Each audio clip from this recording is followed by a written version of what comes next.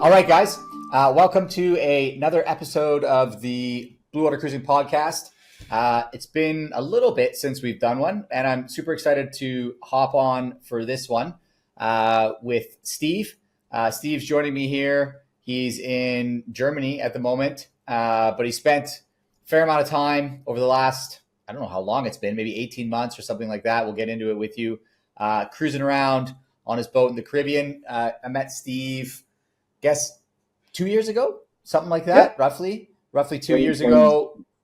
Yeah, you were in the second cohort, I think it was. You reminded me, I forgot. The second cohort of the second ever kind of program that we ran at Bluewater Cruising. So you were in on the ground floor. It's changed a lot since you've been in there, but yeah, you were one of the early guys through that actually came in and then went out, bought a boat, and went cruising. So and went with your family, right? I think you said you're from France originally. Your wife's Polish. You got two kids, 3 and 5. Is that exactly. A boy 5 years at that time. At that time he was 5, and then at that time Adele, the little girl, was 3. Yeah.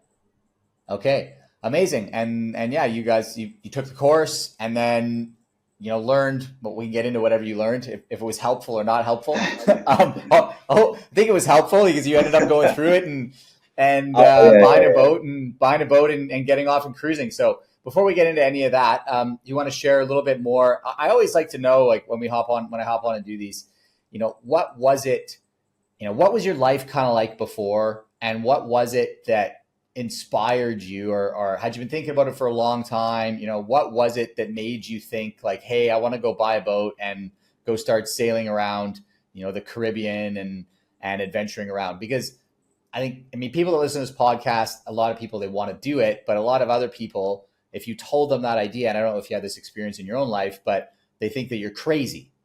Yeah. I mean, we heard that a lot, right? Like many of the participants in the class would hear that a lot, right? And the story, Chris, is that actually, I mean, COVID is a part of the story, like many of us over there, right? During the COVID time, we were just having the second kid, I mean, the girl. And then we went to Costa Rica because I didn't want to spend our time in Germany. We were at that time working in Germany. I can come back on that. And then we went to Costa Rica to avoid a little bit the craziness of being locked down in a big city in Germany, in a nice, but still an apartment, etc., etc. And then I was like, start thinking differently, and then after that, I started working remotely from Costa Rica because we couldn't still travel, but I was back at work. And then this way of like living differently, not going to the office every day, and having a family life that is different, in a different environment, in sort of an adventurous environment, because we were, Costa Rica is a super great country for wildlife, etc.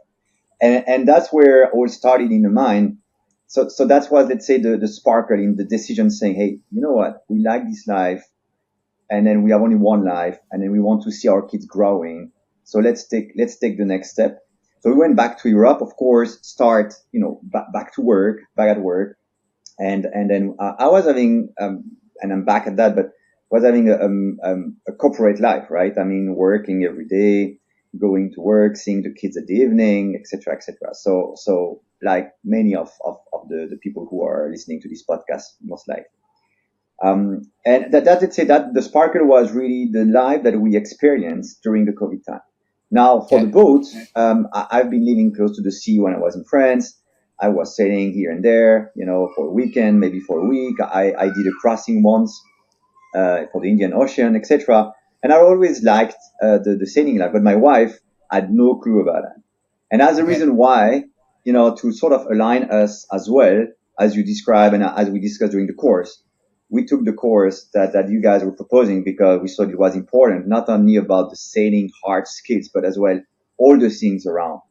And I'm sure we're going to go back on that. But once we bought the boat, once we purchased the boat, then we said, okay, now that's the right time. I took a sabbatical because I was allowed to do that at that time. And then off we went to the boat, and then we sailed. We took the boat in the BVI in Caribbean.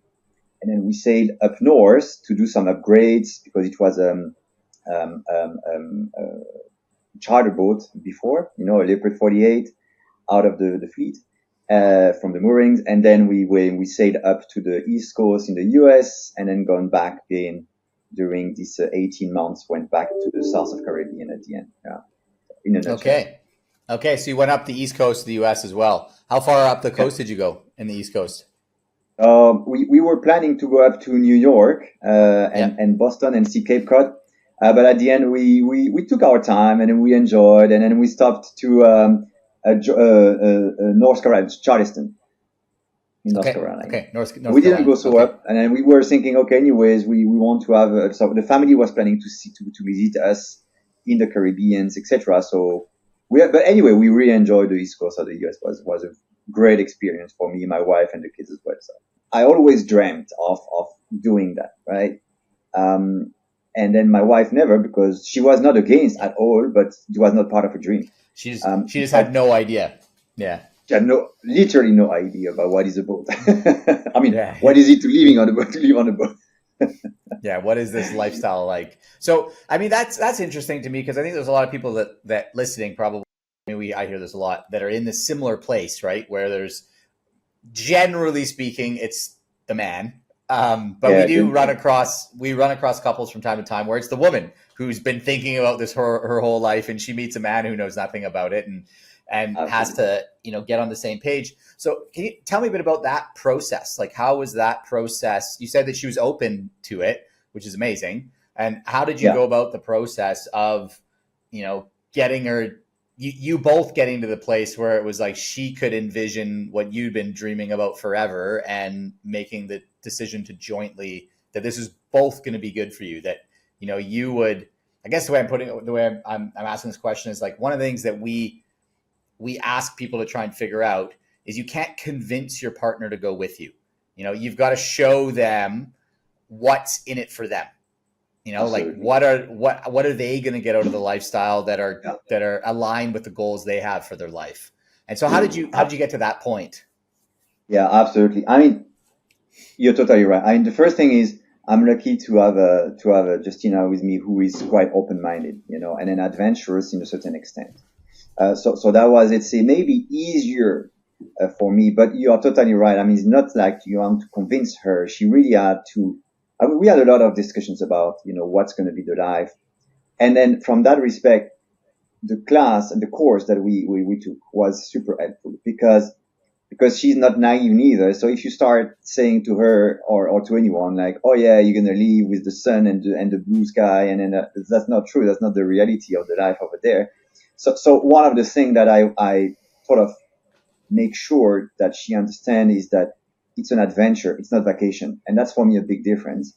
And then being open about, we're going to have like fantastic moments, but we're going to have some moments where it's going to be very less fantastic. And then we can come back on that if you want. But that, let's say that she was open. So that was for me easier to tell her what the life would look like over there.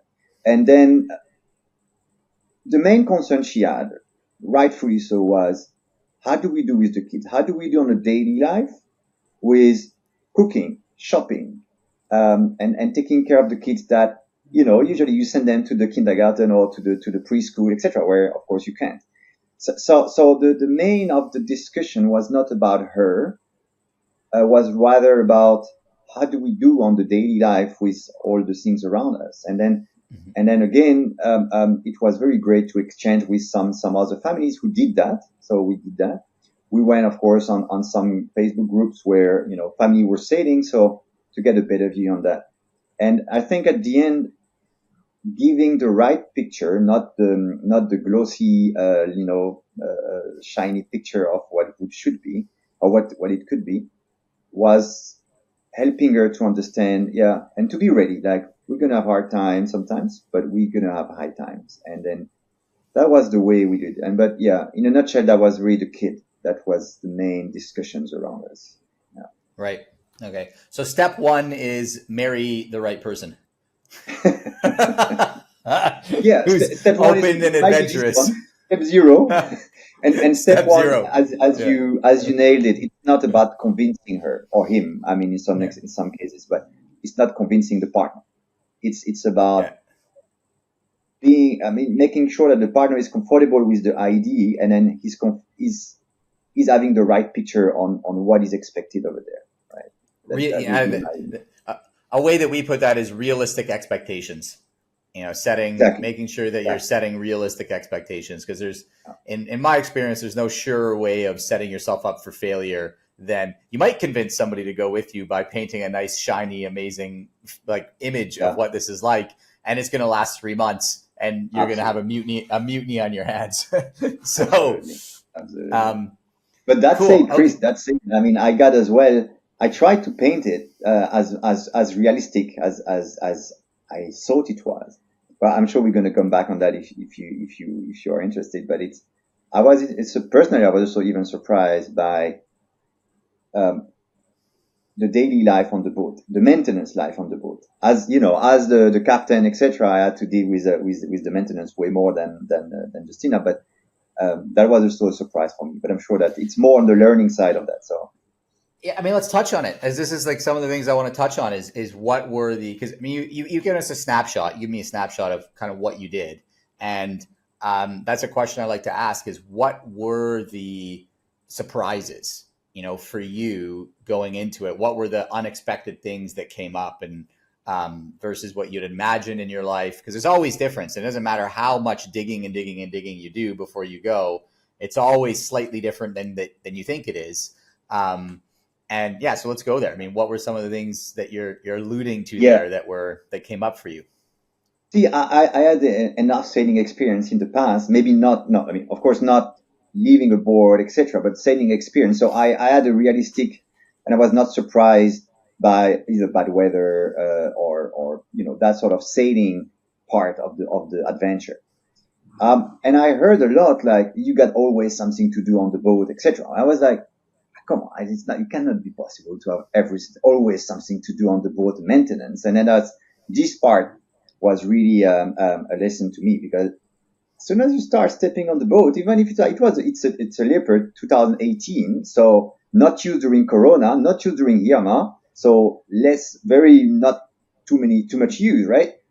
Still maintenance every time, every day. And I remember one of the discussions that we had in the course, that you were saying you have to let go at some point. You can't be as perfectionist as you could be in the real life, in the normal life. Yeah. Because otherwise you get crazy, right? And at the beginning I was getting crazy because I just repaired that thing is breaking right now. And that was a big lesson to me, is that is actually true. You got something to do all the time. Mm-hmm. The true secret is you need to let it go. As long as it's not safety, then you need to find. The other thing that I learned parallel to that is that we took a boat that was out of the charter fleet, but I still had to do a lot of improvement to leave a board. And that's something I did not calculate in my plan, so to say, of this adventure. Financial part is easy to plan, right? How much does it cost for a water maker? I do the installation by myself, etc., etc. Thing is, I didn't plan that when you're on the boat and then you are going from marinas to marinas, or from ports or harbors to harbors. You always need to run somewhere to buy the things in the different shops. And that actually is a bit of a regret to me, is that I bought a charter boat, and with a good quality price ratio, so to say. But then I didn't factor in the plan, the time that you need. And at the time that you need when you go for an adventure like this, especially for us, we were planning 1.5 years, 2 years. The time is precious, and then spending so many times to go to the Home Depot, or you name it, to go pick the things, etc., was something that actually I regret a little bit, that I would not have. I would prefer now to buy a boat that is ready to go, rather than doing that by myself. Even if you got this, depending on the personalities, but I really enjoy to do the things by myself. But from a time optimization perspective, I would do that differently, and that's something I would like to also push to the people there listening. It's important to factor the time that you're going to spend. I'm so glad you said that. I'm really glad, because I was going to actually ask you that, what your experience was around buying the charter boat, because it's something in the program that we have now. It's something that when people want to work with us and work through the whole boat buying thing with them, It's a process we take them through, and we have people all the time asking us, and I'm sure you mentioned this, you said the price to value ratio looks very good on charter boats. Yeah, you look at the charter boat on paper, it looks amazing on paper, unless you go and because it's you don't know what you don't know, right? And you didn't know, and the time is the big one, but it also is the money. And one of the things we walk people through now is we have a spreadsheet where we basically have we let them to lay out everything that's on the charter boat and everything that's on this boat that is as ready to go. It's never fully ready to go, but more ready to go. Yeah. And to put a value on all of those items. If they were going to go and have to do all those items, what's the value on all those items? And then put a time beside all of those items. And then when you see that on paper in front of you, all of a sudden you go, wow, okay, this boat that originally, when you look at the listing, maybe it looks like it's $100,000 or $150,000 cheaper. All of a sudden is maybe it's the same price in the long run or more money, and more, plus all the time that I'm going to put it. But it's this process of, you don't know what you don't know, right? And I find it all the time until we run people through that process. I hear it all the time. No, I'm going to buy out of the charter because it's so much cheaper. It looks cheaper, but it's not. No, that's Trust true. me. You're right. I mean, I wish I would have this Excel file that probably you proposed later on the class, on the course. This is the disadvantage of being in cohort number 2. You're right. Yeah. No, Sorry, but then, Steve. it's a learning process. And then I mean, not the only, but the advantage you have is, beside the satisfaction to, install your water maker, etc., is that your boat in and out. But I guess that if you have to go anyway through the maintenance, I mean, at the end, the result is the same. Yeah. You're going to know it anyway. Yeah, I know you nailed it. It's the time constraint, especially for families like that. I think you alluded to yourself, there was a time constraint here where you have a start and an end date, and you want to maximize the amount of time on the adventure, not with your head in a bilge. So, I mean, luckily I got that boy who was 4 years old who found it super adventurous and super fun at the beginning to go in the beach and then take the screws or whatever. So that was a great help, but not for long. After a couple of times he was like, okay, I'm bored with the beach. I want to go in the water. I'm going swimming, Dad. Exactly. Take the screw by yourself. Yeah. Cool. Yeah. Well, I'm glad you brought that point up because I think it's a very important point and often overlooked. Really, like you said, you're like, man, it's something that to some degree you regret. You're like, hey, I wish I'd made the decision a different way, knowing what you know now. Yeah.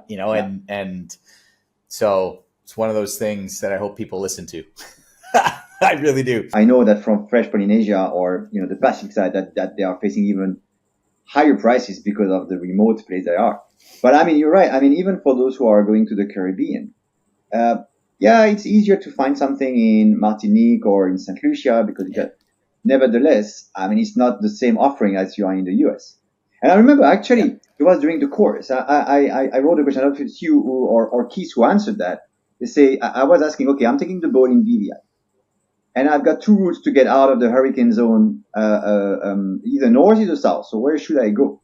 And then, I don't know, either you, Chris, or Keith say, I would advise you to go north because you got a ex-charter boat. So you want to prepare it for Bluewater cruising, you better go up on the on the east coast of the US, so north, rather than on the south, because on the south, you might find some stuff. But as you say, I think the prices are completely different. And you might find good dealers, but still, I mean, it's another level. I mean, Amazon, you cannot deliver anything, etc. So then I followed that, and I went to, most of the time I was in Savannah for, getting these things delivered. Which I cannot imagine how much time and how much it would have cost on top to do the same upgrades in the Caribbean. I mean, the South. Yeah. So yeah. Yeah, no, it's a really good point. Labor's cheaper in the Caribbean, but you need to have everything you're going to basically bring with you. Martinique, St. Martin, you can get some stuff, but it's not the same as the US. Depending on what you want to do. It really depends on the project. Yeah, that's cool. Maybe St. Martin is different, but because it's so taxed, right? But anyway, Yeah, and they fly stuff in direct from Europe into St. Martin, but it's still different. Like it's not as, you don't have the same accessibility to the commercial services of the United States. Yeah, totally. Yeah. So okay, cool. So you're like, so you bought the boat. Where did you buy the boat? It was in BVI's when you bought it? Yeah, I bought in the BVI from the owner, because the owner was initially the one that I've been put his boat in the charter pit, and French person, and he used it for a couple of months because he wanted a nice vacation, and then I bought it from him directly. So it was a good process with, of course, with all the surveyors, etc. But very, I don't know if I was lucky or not, but very seamless process without any frictions, etc. I really liked it. That's good. Good to hear. I've heard horror stories coming out of the BVI, so that's a good one. Yeah, I know. No, it's not my case. That's why I'm thinking that I might be lucky on that. But yeah, it's good to hear. So then you sailed from the BVI's to the east coast of the U.S. Yeah, so we sailed from the BVI, USVI, went to Puerto Rico, Culebra, Puerto Rico. You know, really the west route. Then Dominican Republic. Then went to the Turks and Caicos, Bahamas, Florida, and then up to the north. Okay. Yeah. And that was before you did any of the upgrades. So that was basically in its kind of charter state.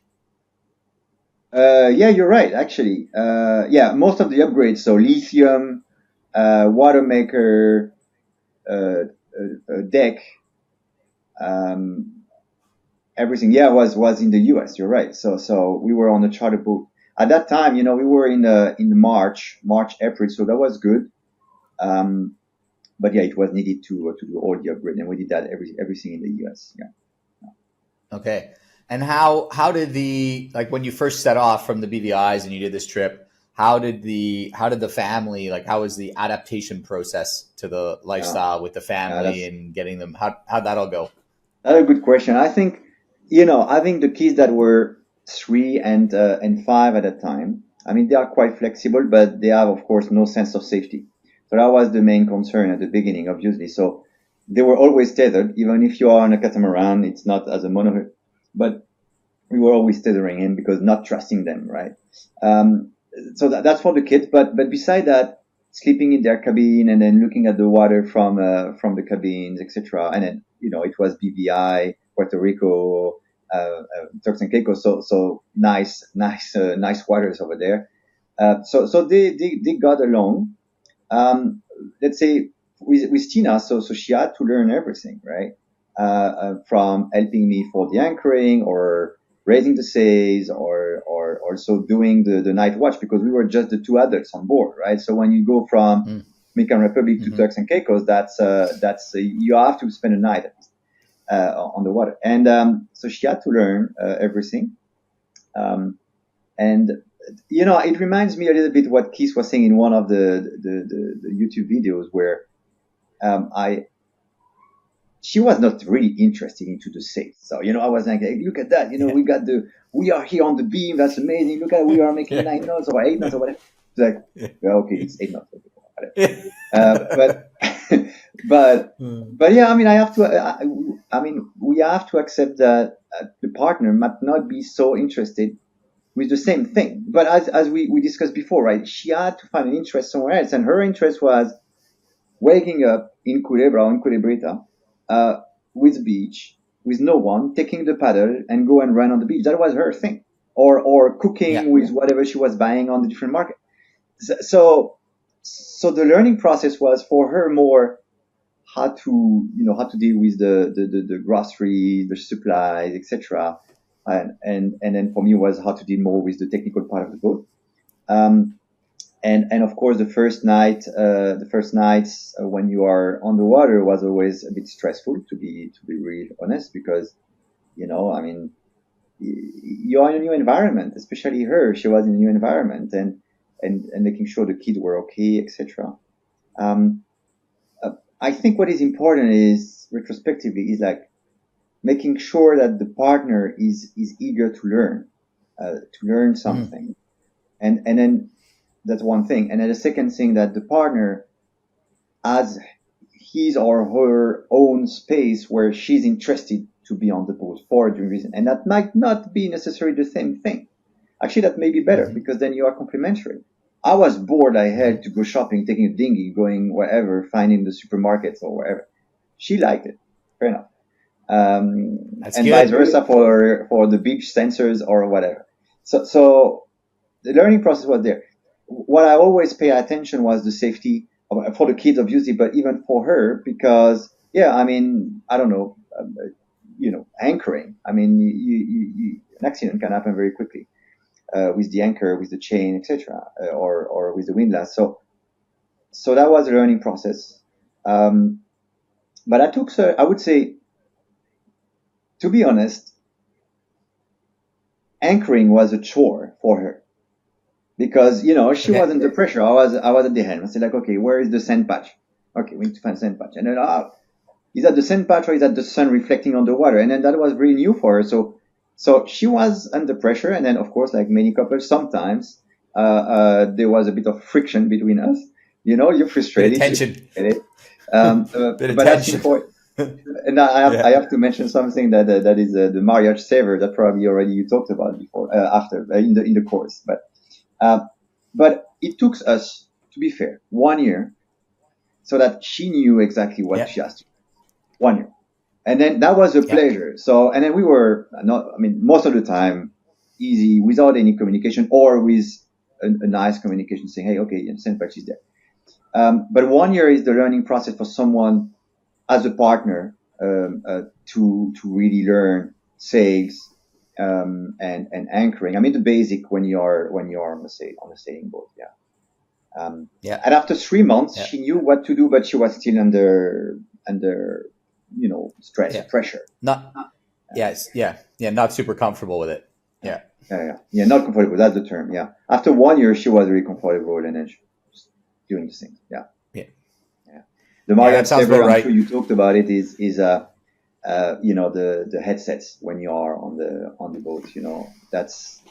And then I remember when I bought it before leaving Germany, she was like, "What is this gadget that you're taking? We are just going on the boat." And then I said, "Yeah, but I saw everyone mentioning that, and I think it's good. I mean, if you can avoid a couple of argument between you and me, that's good."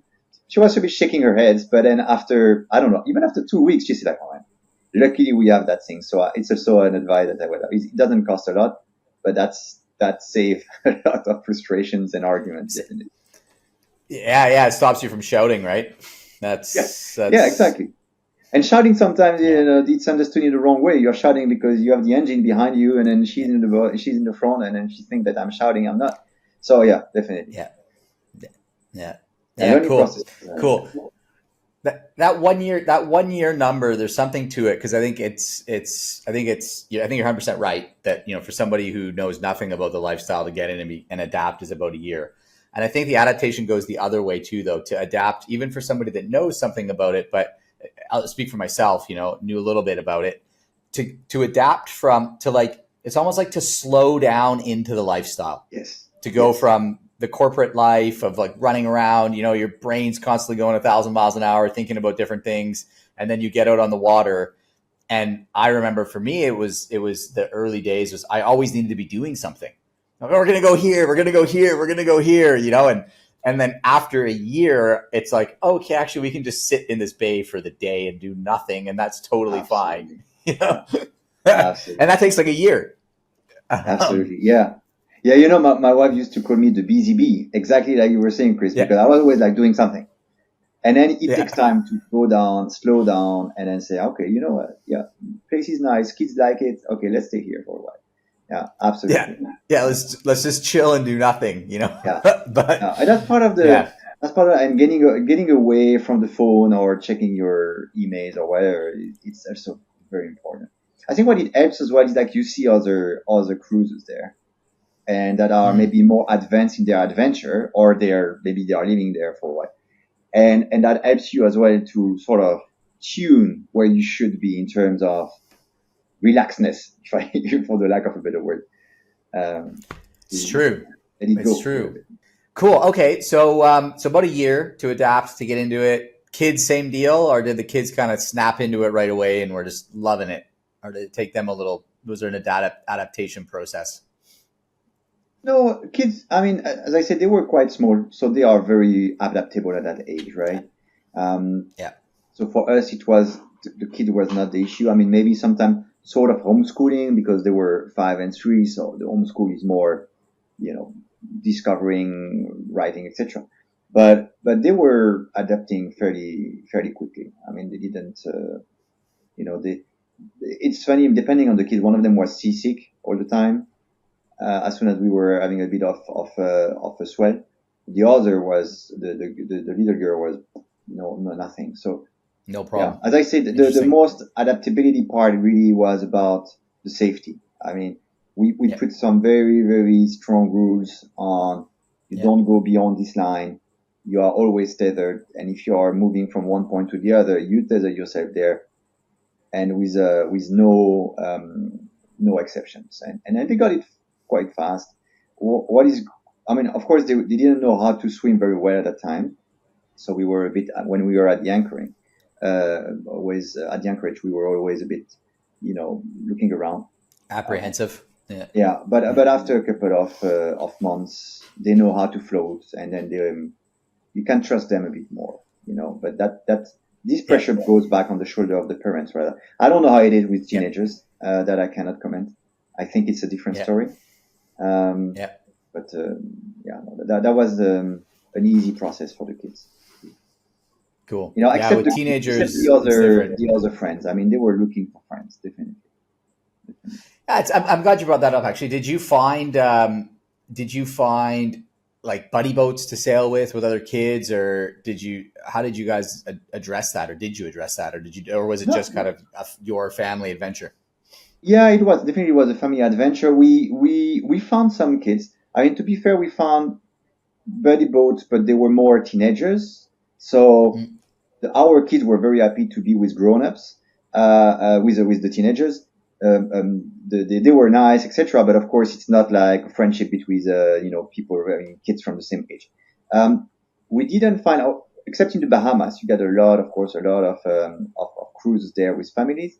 We found a couple, but otherwise we were taking our own plans. So we didn't have really a buddy boat where we stayed together for weeks or whatever. No. What is funny is that we met some YouTubers, etc. But but we met. You follow the same route, so you meet them here in the Bahamas or in the US, and then suddenly you meet them in the Caribbean. And that's also one thing we enjoy, is that you know that there are some friends around. So if really you need or the kids need it, then we can always say, hey guys, you are not far away. Let's have a couple of days together. Yeah. But with this age of my kids, was not an issue. Wasn't an issue. Cool. So and we got family visiting us. So you got family visiting us, cousins, etc. So of course there was not 1 year and a half without any kids of their age. Yeah. And was that the plan? That's interesting too. Was that the plan from the beginning when you did this, that you were going to have family come out and visit for a period of time? And yes, did you guys plan that? Yeah, we planned that. I mean, obviously we had 4 cabins, and then always one cabin was the guest cabin. We were always planning to have friends and family visiting us, and that's that's maybe something to look at as well. After 1 year and a half, constantly on the boat, when you see a nice white sand beach wherever in the Caribbean or in Bahamas or wherever, you're like, yeah, that's nice. And then you sort of have to analytically think, you know what, we are lucky to be here. It's not the day of everyone. But it's your analytical brain who has to kick in to tell you, hey, you should enjoy. I mean, how many people can have a coffee in the morning, like looking at that with no one on the beach and Bluewater or whatever. And what was very refreshing, and when we got guests coming, they were like, wow, this is amazing. Oh, look at that. And then everything was amazing for them. Because of course they were just for here. And that's very refreshing for you as well, because then you see the emotion of the other saying, yeah, you know what, you're lucky. But after 1 year and a half sometimes, or when you had a bad day because whatever, something is breaking, it helps you to go back and then to, reset you on saying like, hey, okay, this is not working, but come on, it's at the end of the day. And that was very enjoyable to have guests coming. I love that. I love that perspective. Yeah, when we cruised, we had a lot of. So it's interesting that you said you had like family and cousins and stuff come out. My experience from a lot of people that I've talked to is that we thought that we would have more friends and family. Granted, we were in the South Pacific, so it was a little bit harder to get to. But I think like the one person who came the most was my dad. My mom visited once or twice, and a couple of friends over like a 4-year period. That was it, and I thought it would be a lot more than it was. And that's my experience talking to a lot of other people too, is they're like, yeah, like, we're going to have all this family. And then because I forgot, people have their lives, and most people, you're like, because I'm like, hey, if you're going to come out to the boat, you got to come for a minimum of 3 weeks. Because if we're going to go anywhere, especially in the Pacific, if we're going to go anywhere cool, you need a few days to get there and then hang out and then, come back, and you got to plan for flying and all this stuff. And 3 weeks is like people that are in the normal corporate life. That's like, that's a lot, right? In North America, that's their entire vacation. I know in Europe, they get a little bit more, but it's easier, but you're totally right.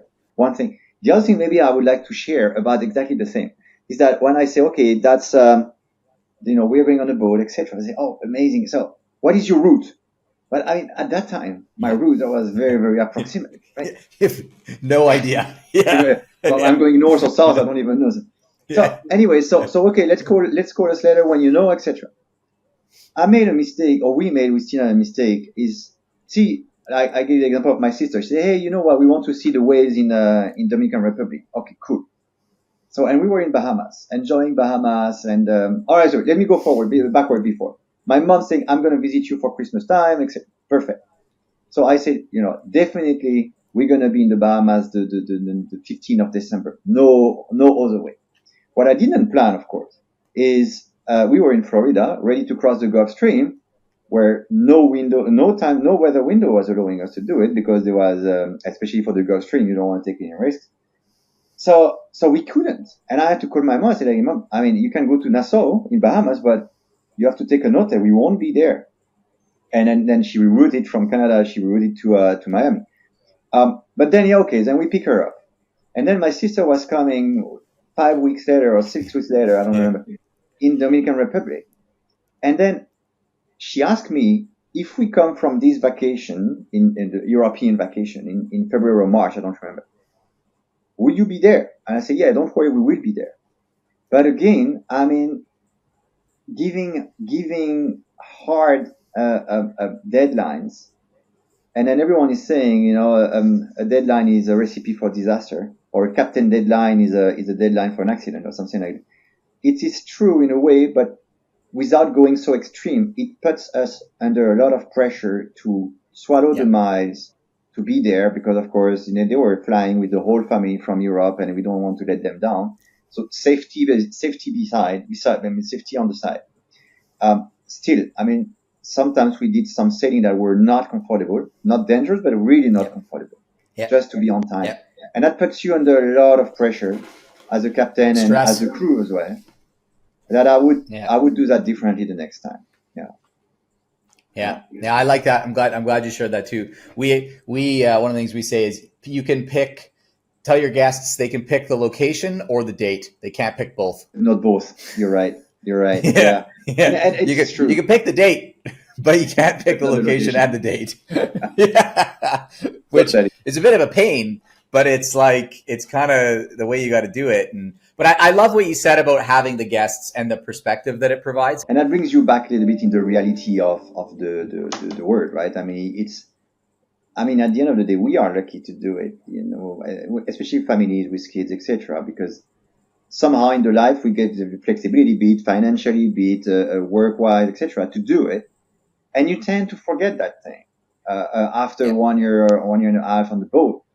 And that brings you back on the reality. And I really like it. And then even sometimes when we were in St. Lucia, we found a family on the beach, and we're asking us, what are you doing? Oh, we are on vacation for 2 weeks on this hotel. We're asking, okay, so have you been visiting the island? Yeah, but the island is small, so now we have done everything. And we said, okay, you know what? Come on the boat with us. We're going to stay for 2 hours here and there. They were like in awe into this, because they were saying, yeah, that's amazing. And then that was a great surprise for them for free, because there was no point it was not about paying something. It was really just sharing what we do, and that giving sometimes is also a pleasure to do it. I agree with you. So you went to the US, got the boat all set up, went back to the Caribbean. How long, like in total, was the cruise for you guys of like BVIs to the US and then outfit and then back into the Caribbean? About 18 months? Yeah, 18 months. Yeah, we took the boat in February 23. And we are back on land on June 24 this year, right? Okay. So, okay. And what would you say? Go ahead. No, I was just saying, and we took the course that was really the conclusion of the decision, so to say, in 2022. So the spring cohort. So I don't remember exactly the date, but it was starting in May or something like this, over the weeks, and so. Cool.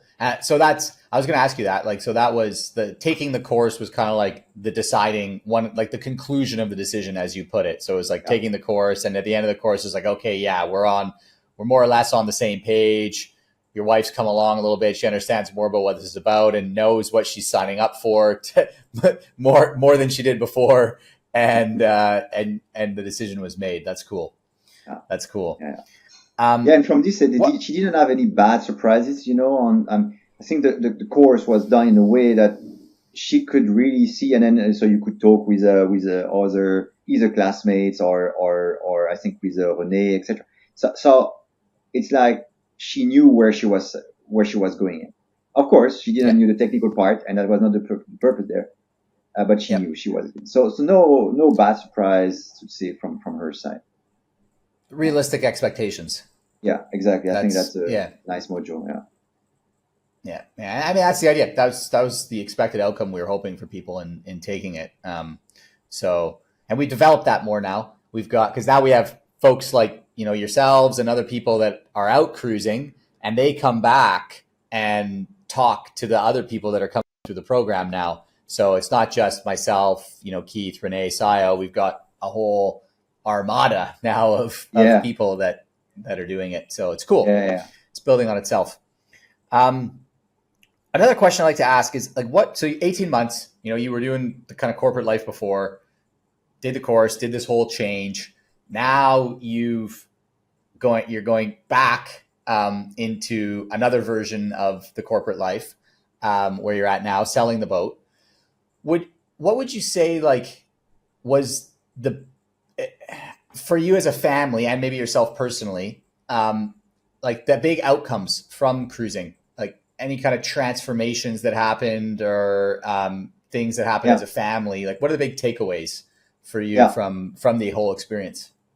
So, okay, the easiest part of the answer, the first part, is that the outcome is that you are witnessing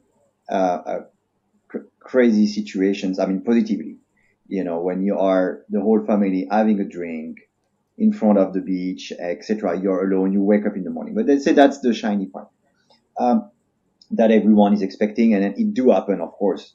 But I would say the main outcome is like growing as a family, because you always grow in the challenging situations, right?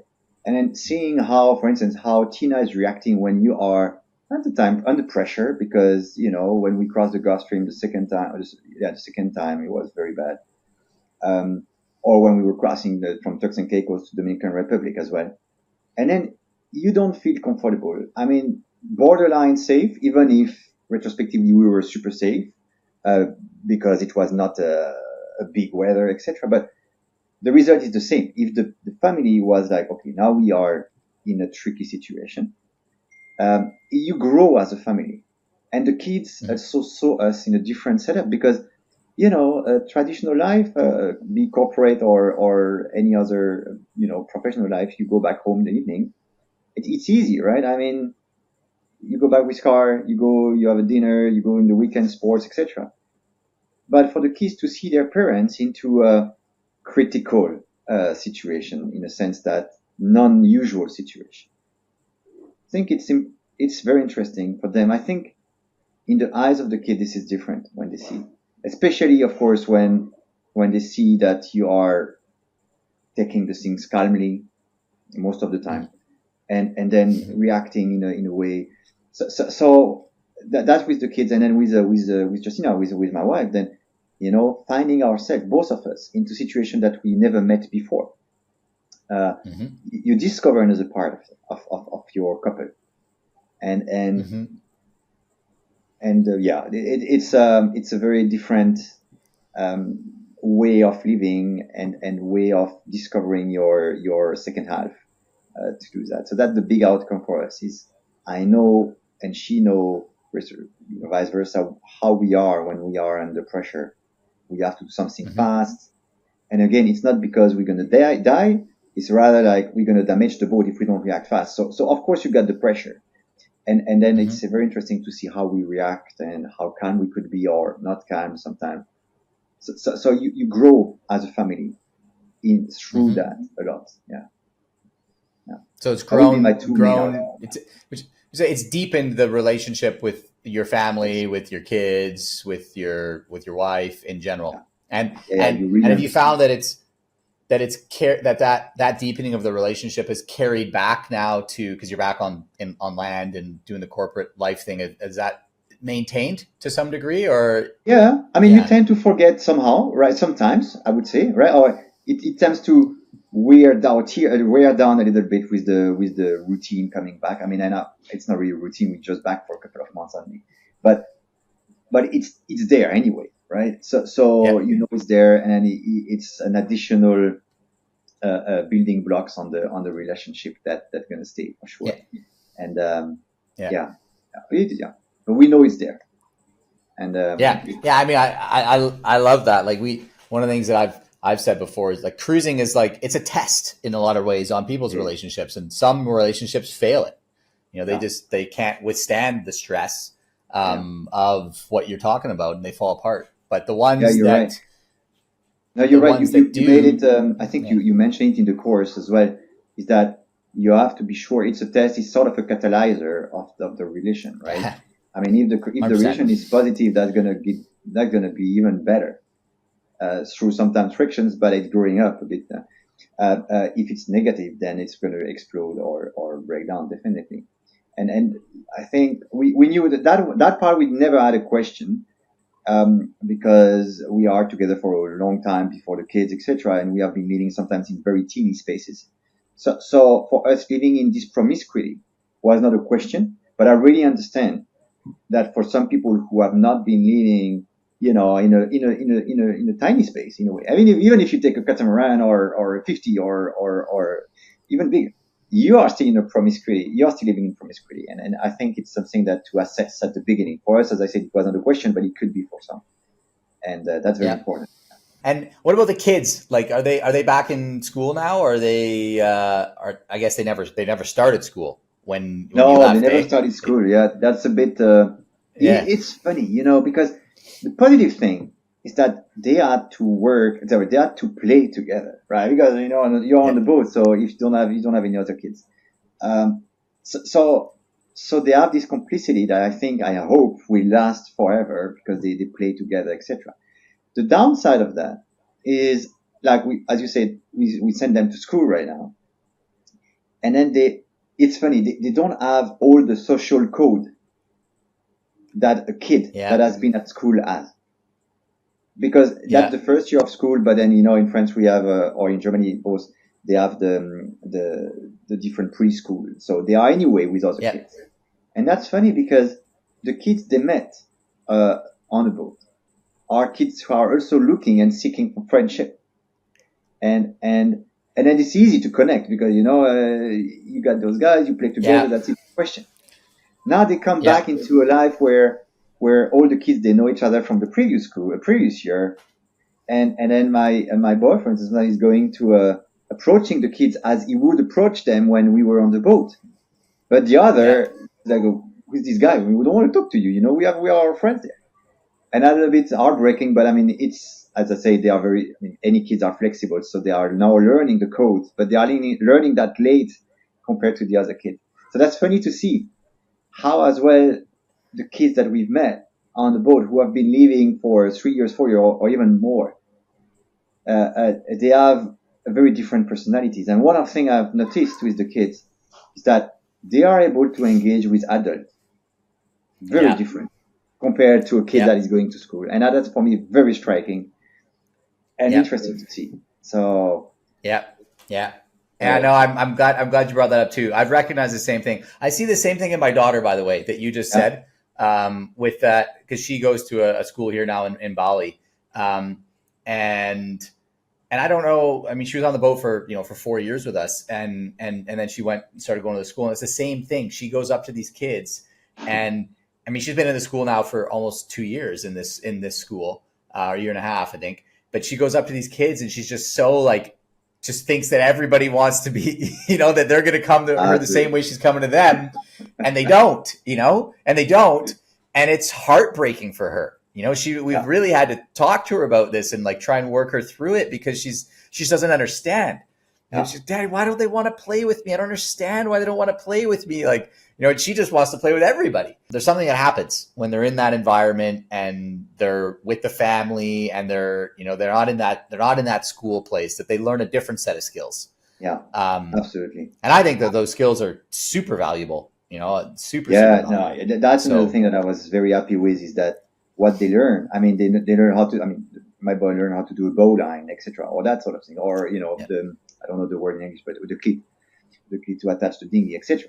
And it's all like very practical thing. One day my daughter, she locked herself in the bathroom, and then she couldn't open the door. So the boy was saying, okay, you know what? Maybe I can go and go on the beach and then open to go here or whatever. So this practical thinking that we have to have when you are on the boat, anyways, adults and kids, I think it's an invaluable skill for them. I just regret that we have not been able to stay longer for the reasons, the life reasons.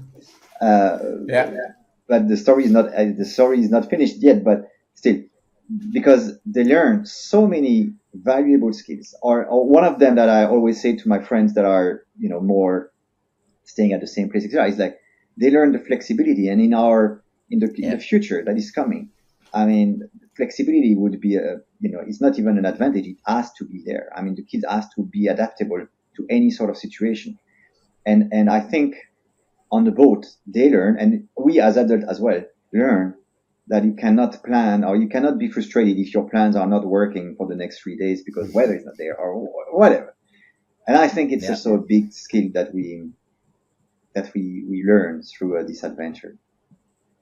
I agree. To be comfortable with the unknown, or comfortable with the uncomfortable, as comfortable as you can be with the uncomfortable.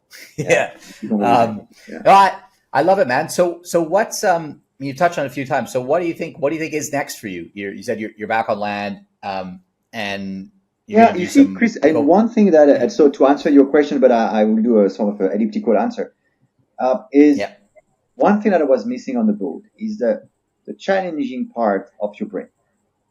No, it's not true. Let me rephrase that. One thing I was meeting on the boat is you are challenged every time. You have to find a solution because something is breaking and you don't necessarily have either the tool or the exact replacement kit, etc. You need to find them. So this part of the brain is always switched on and 100% working. But what I was missing a little bit is, work-related brain power. So analytical thinking of whatever situation, depending on your work, or engaging with customers, or you name it. This part was a bit missing. So that makes me happy now to answer your question. That's the only part that makes me happy to go back on land into a normal working professional life. But that's it. And then it's weird. I mean, once you start back on this, of course, you're going to miss the other part of the boat life, a big time. But that was I was a bit missing. And then the future for us is that we leave the kids right now at school for a while, so they go back into the normal schooling system. we go back working, and probably in a couple of years we will definitely do it again. Definitely, I think when I see the kids looking at the boats, we are lucky to live close to the sea right now. So looking at the boats, etc. It's maybe we should go on that one, etc. So we miss it, me and Tina, and the kids miss it in a different way. So definitely that's just a pause into the plan, but maybe I'm going backward to the point where people were saying, "Oh, you're crazy to do it. What about your career? What about what?" I mean, again, you got people dying from one day to the other, like from one day to another, like this. You never know what the future is made of, and I think making a break in the career, first of all, it's sometimes necessary, and it brings so much value when you're back on that. I'm talking more for the people who think about making a break. That actually we should be paid to do that because you come back with different skills. I agree. You should be encouraged. You grow, like to your point, you grew, your family grows, you deepen relationships. That makes you a more valuable human, in my opinion, Honestly. So, but yeah, I also, I resonate with this thing about the work thing though. Cause for me, what it was creativity. That was the big piece that was missing, was a creative outlet. And I had like a guitar on the boat, and I was like, but like a consistent creative focus. It's difficult, and it's difficult. It's difficult to maintain that while cruising because there's so many demands from the boat, especially if you're like really actively cruising, because you're like, like work, for example, if you're like have to be on at a certain amount of a certain time. And I know I have friends that they work and they cruise, but it's a much different way than the people full-time cruise, because you're like, if you're like full-time cruising, the boat and everything is your number one priority, and then in work or business, it's very difficult to run a business if your boat is your number one priority and not, the business. Right. Yeah. So that was my thing. And, and my answer to that was starting what we're doing now, which funnily enough brought me to a place where that I'm not cruising at the moment either, because I'm now like so in the zone of creating and building again. And it is a bit of this like, this like back pendulum thing, right? Pendulum thing. And you see, exactly. I think you nailed it. It's for me that thing. I mean, we did this. When I talk to Tina, for instance, I say, "Hey, do you miss the boat?" And she say, right now, like I think it was yesterday we talked about that. And she said, "I'm not missing the boat, like making the bread at home or cooking for the kids or like taking the dinghy to go shopping. She's enjoying the fact that we just go down the street and then we can buy something." Yeah. She said, but it's a pendulum, because more and more we are missing the pleasure of, sailing, just it, or fishing, or you name it. And then you're right. I mean, and for me, I think now our change, not change, but the next step is more like the other side of the pendulum, not going too extreme into the working life anyways, but, and then knowing that at some point the pendulum will go the other side and we're going to go back on the boat. Definitely. I think it's even for Tina, it's not, she would like to go back on the boat, not now, but she knows that we will miss that at some point and go back again. And I think it's an important point, because I think there's a lot of people that, not a lot, but there's a number of people that do get involved, that want to get involved in cruising. And they think like, I'm going to buy a sailboat, sail off in the sunset, and I'm going to do that for the rest of my life. There's like, I hear that, and it's not realistic, because the reality is there's a very, very small number of people that actually cruise more than 3 years. It's not that many people. The average is 18 months to 3 years. Like you're right in the average. You guys did do an 18-month thing and then on to something else and maybe come back. Some people do come back. Yeah. And a lot of people, I don't think about it that way. They think about it like, I'm going to go and it's going to be, but they don't think about these things. They're like, okay, what about the creativity, a creative outlet? What about this? What about getting off the boat? And the ones that do it longer, like Keith on Zatara, he gets off the boat. He gets off the boat for 3 or 4 months a year, and then comes back, and like you said, it's fresh then. maybe one thing, that I also could highlight is 1.5 years appeared to us. We went through so many experiences, mostly positive, but also challenging sometimes, that actually it doesn't feel like 1.5 years. It feels like you have been there for 4 years, because you have so many events that you went through that when you compare to friends, you come back after 1.5 years and say, hey, we didn't see them. Yeah. Say, hey, it's like, nothing. Or I bought a new car or whatever. But, you feel that the life has not been changing for them. Yeah. Where for us, we got so many memories that is not the usual number of memories you would get in 1 year. Okay, you can get the memories of your vacation for 2 weeks, 3 weeks somewhere. That's it. But then you multiply that by 10, maybe. I don't know. So that's a feeling we had as well. I mean, this 1.5 years was actually worth 4 years of life in terms of memories. You experienced a lot. Yeah. Is there anything that, is there anything, I always like to ask this, is there anything like, there's a bunch of people that listen to this, I think, and I hope, but yeah, is there anything that for those that are listening, and there are people that listen that are thinking about going cruising, thinking about maybe they're in the same position that you were in a career right now, have the opportunity to take some sort of a sabbatical or maybe work remote for a little bit or whatever it is, the ability to take some sort of a break and step into the cruising life for a period of time. Any one piece of advice that you would give somebody who's contemplating doing that, who's thinking of the decision? They haven't quite made it yet, but they're thinking about doing it. Yeah. I mean, actually, there are a lot, right? I think we touched a couple of them. You have one life, you never know what the future is made of, etc. But I'd say one thing that I would say on top of the lesson I shared, and you probably, it's the same that what you were advising in the course. So probably they know already. One of them is, and also it's part of your course that I didn't listen enough apparently, is that make sure that you have that you make a budget that is really fitting your life. Because sometimes we were like, we were a bit short on the budget, right? And I was not getting enough. I was too optimistic, I would say, or not enough realistic on unexpected expenses. And that's one thing.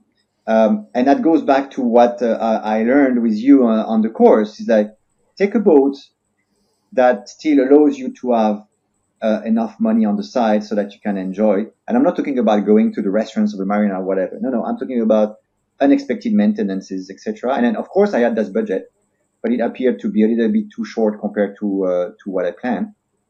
Fair enough. I mean, I had other savings I could take on, so it would not impact our experience or our life. But would have I not had that thing, it would have been a less funny experience, an adventure that we had. So that's one thing. Make sure that the budget is good. And then, as you said, if the people have the possibility to do a career break, let's not question too much about, I'm not going to my career because it's not worth it. I mean, the complicity we have with our kids worth any penny that we didn't make during this career break anyways. So, and with my wife. Amazing. I love it. I love hearing that. That's like, I mean, that's my jam. That's our jam, is just go and do it. It's like, if you're thinking about it, it's the same way. I mean, I try to tell people all the time, like, the only thing you can't control, can't control is the wrong thing. The only hurdle, the only obstacle that's not overcomable to get out and live this in some form or fashion is health. It's the only obstacle. Yeah. Like everything else, money, there's always a way you can do it. You just have to maybe lower your expectations as to what it looks like, but there's always a way you can do it. Money, family, friends, job, it's all overcomable. And health's the only one that's not. And so I think you guys are rad. I think it's amazing that you actually stepped in and did it. It's very rare, man. It's very rare. It is. It's 1% of boat owners that actually go and cruise their boats this way and do this. It's very, very rare. But see, Chris, on that topic, people were saying, usual thing, right? Oh, you're crazy, either because, but Gina, she has never been sailing, or how are you going to do, etc. Or like, why are you crazy for your career, whatever the reason why we were crazy. Yeah, and you're right. I mean, we are a very, very small amount of people, percentage-wise, that are doing that. But what was very comforting for us is that when you're sailing and then going away from the BVI, where you have a lot of people just spending 2 weeks on a boat or whatever, but when you are taking the cruiser's route, then you realize you're not alone, actually. You realize that there are many people, crazy people, that are doing that with their kids, that are doing that, working from their boat, or you name it, or pensions, of course, pension. But it's crazy to many people because it's a small percentage, but a small percentage of a lot of people living on this earth. Actually, you have people, you meet them. And that was very rewarding not rewarding, that was very comforting to us, saying like, hey, you know what? At least we are not so crazy. There are many people there. Yeah. So it's a close knit community because of that reason, because it is a very percentage, it's a percentage wise, it's a small number percentage wise, but as an absolute number, there's actually a lot of people. But because percentage wise is such a small number, it's a close knit community. It really, it's a very small world, very, very small world. But yeah, I think it's rad. I think it's amazing you guys did it. I'm stoked for you. I'm stoked to hear what's next for you guys. We will keep in touch, Chris. I'm very happy to participate again or like if any people would like to have some questions rather on the family or whatever, you can redirect to me. And I'm happy. And absolutely, man. Thanks again for the course, because it was, the perfect last drop in the water to say, okay, now we do it. We are ready. We were not. Or we felt we were not, but we were, thanks to the course. It was a big, it was a comforting, and also learning what we got through the course. So really, it was a very, very cool experience to have it. Amazing. Gave you the confidence to pull the trigger and go. Totally. Cool. That's super cool. Well, you're super welcome, and thank you for hopping on and sharing your time with me and everybody that's listening. I really appreciate it. It's been great having a chat. All right, guys. Well, that's it for this month. I guess this is going to be the podcast this month with Steve. Thank you very much, everybody who's had a listen this month. I would love to know in the comments, guys, one thing that you learned from the conversation with Steve, or one thing that you just loved about listening to this chat. Let us know that in the comments. We love to hear your comments, hear what you have to say. Also, let us know if there's something that you want to hear us chat about next month. So thanks for listening, and we'll see you guys all next month. Take care.